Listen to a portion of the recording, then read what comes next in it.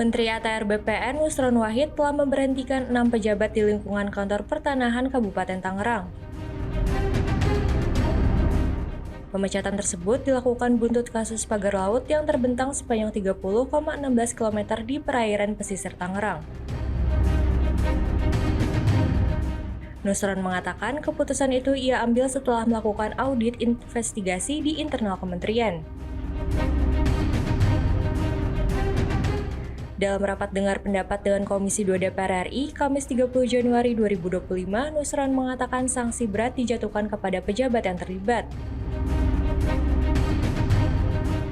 Dalam kesempatan itu, Nusron hanya merinci inisial 8 pejabat yang dijatuhi sanksi berat, namun tidak menyebut siapa saja yang dicopot. Adapun 8 pejabat yang mendapatkan sanksi berat yakni JS sebelumnya menjabat sebagai Kepala Kantor Pertanahan Kabupaten Tangerang, kemudian SH mantan Kepala Seksi Penetapan Hak dan Pendaftaran, ET sebagai mantan Kepala Seksi Survei dan Pemetaan, WS sebagai Ketua Panitia A. Selanjutnya YS sebagai Ketua Panitia A, NS sebagai Panitia A, LM mantan Kepala Seksi Survei dan Pemetaan setelah ET, dan KA sebagai mantan PLT Kepala Seksi Penetapan Hak dan Pendaftaran.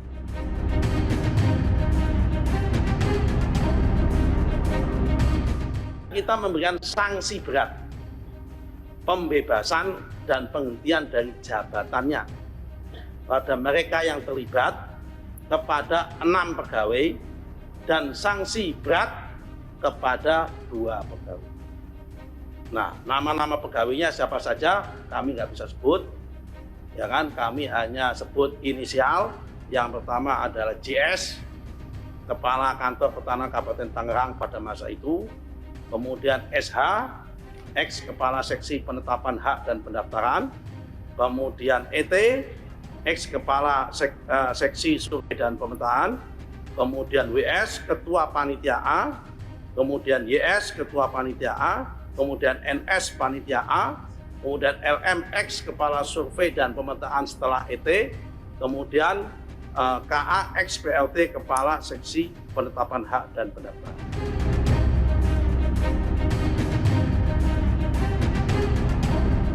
Tak hanya itu, sanksi juga diberikan kepada kantor jasa survei berlisensi yang digandeng kantor pertanahan Tangerang dalam pengurusan SHGB dan SHM pagar laut.